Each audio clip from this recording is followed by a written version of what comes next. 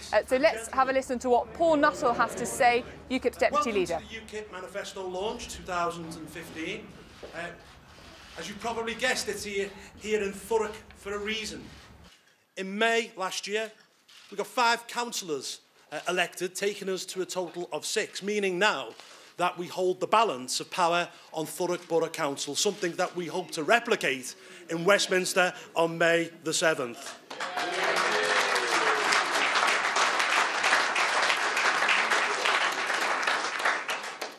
Of course, we're very strong here in Thurrock. We have an excellent candidate in Tim Aker. We're the favourite with the bookies. We're the favourite with the bookies, have been for over a year to take this seat, and we're ahead in the polls, and our aim is to make Tim Aker MEP, Tim Aker MP on May the 7th.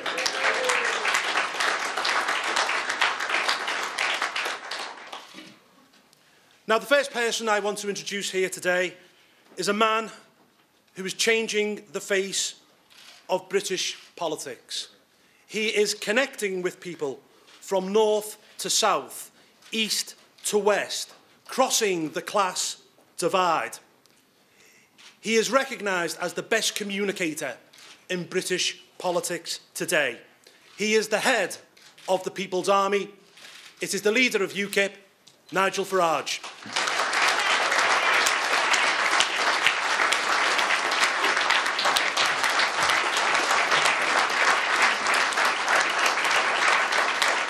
Thank you. Well, good morning, everybody, and thank you for that welcome. We do, as a party, believe in Britain. In fact, we're the only party with the self-confidence and belief in this nation to say that we actually believe that not only could we, but that we should govern our own country, make our own laws, and negotiate our own international trade deals. And we are the only party standing in this general election saying we want a trade deal with Europe. We want to be good neighbours with our European friends, but we desperately seek a referendum so that we can set this country free from political union. And there is no third way.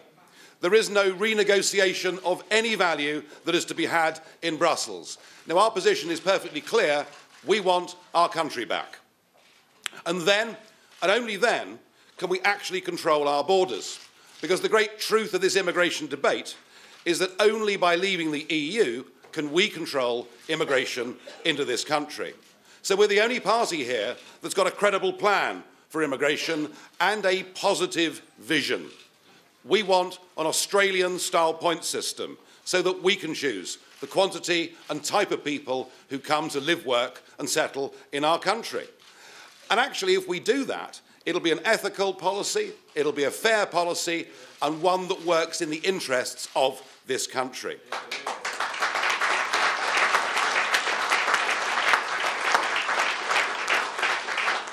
So we simply won't allow foreign criminals to come into this country. And all migrants that come to Britain will have to have their own health insurance. And nobody will be able to access the benefit system until they've been in Britain for 5 years, paid their taxes, and obeyed the law. Something, of course, that is, again, only possible outside membership of the European Union. And we recognise that that big reduction in numbers will take huge pressure off our primary schools, off our accident and emergency hospital services, off our GPs, and indeed, increasingly, off our housing crisis. In fact, how can any party plan for the future of public services if they don't know in the next 5 years, within the nearest million people, how many will actually be in this country? This manifesto is entitled Believe in Britain, but it equally could have been entitled, slightly longer, Believe in the British people, because we do. But what we've seen is a country in which the rich have got richer and the poor have got poorer. We see our politics now increasingly dominated by the giant corporate business interests, to the huge disadvantage of the 5 million men and women that run their own small businesses in this country. Ordinary people have been left behind, and they've simply got nobody to speak for them. Well, UKIP has a plan. We genuinely want to make working people better off, and we will do that by leading the charge and making the argument for a low-tax revolution. We genuinely want to make work pay. We want people to have incentives to do better. And we believe that that will unleash a kind of economic dynamism that has not been seen in this country for a very long time. So yes, we're still campaigning for no tax on the minimum wage up to earnings of £13,000 a year. We want to raise the threshold at which people start paying 40p tax to £55,000 a year. We want to introduce a new 30p tax band for those earning between £45,000 and £55,000 a year. And of course, we want to remove inheritance tax, which is now one of the biggest barriers to young people getting on to the housing ladder. We've campaigned for all of these things for many years. I have to say we're quite flattered that some of the other parties appear now to be copying some of these. What I'm proposing today is a big tax giveaway. It represents a tax giveaway of £18 billion. And we do take the optimistic view, based on what we've seen before in history, that this will lead to some real dynamic growth in the British economy. But we're not banking on it. And no doubt you'll ask the question, well, how are you going to pay for it? In fact, many of the journalists have been asking this at the other press conferences and manifesto launches this week, to which I couldn't see any credible answer at all. What we have done here is to produce a fully costed manifesto, where our spending and saving commitments have been verified by the independent think tank, the CEBR.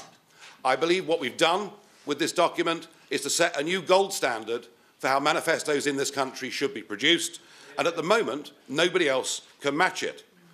We have pragmatic plans to put forward savings, which by the end of the next Parliament would amount to £32 billion a year.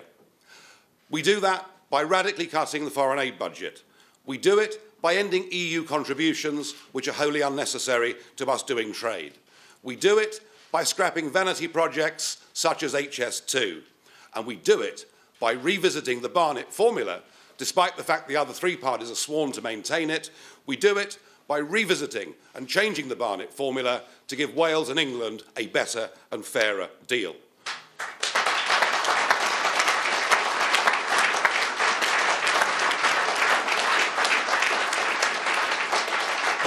We are the only party with costed spending plans. And that leads on to all of our other policy commitments.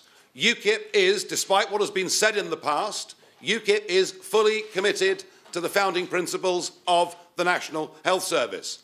And we're the one party with a costed plan to increase spending by up to £3 billion a year.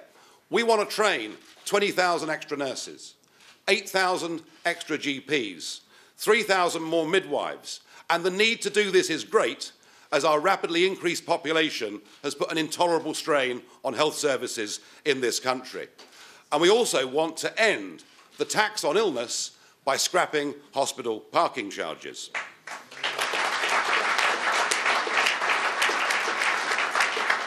And we understand the genuine housing crisis that is there in this country. This country needs more homes. But under the current planning system, there are too few protections for our green spaces. We shock many people when we tell them that this country needs to build one new house every 7 minutes just to cope with current immigration levels into Britain. A radical reduction on immigration will certainly help the housing crisis. But what we're also offering is a well-thought-through, planned, brownfield building revolution that would give us 1 million new homes by 2020.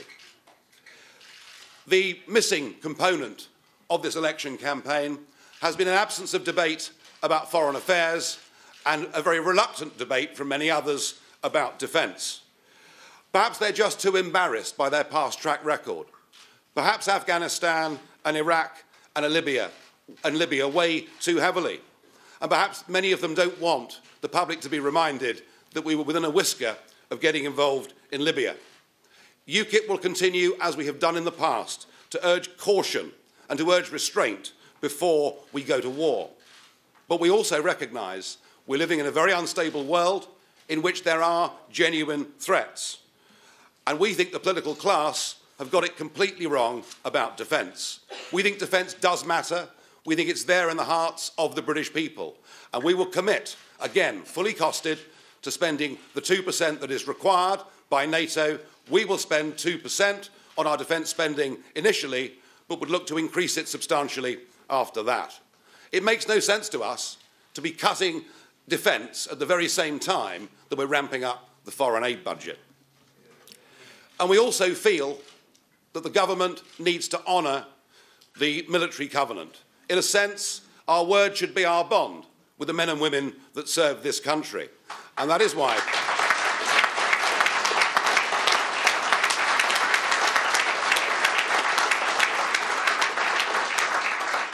we want a dedicated Minister for Veterans to make sure that our guarantee for jobs for ex-service men and ex-service women is carried out.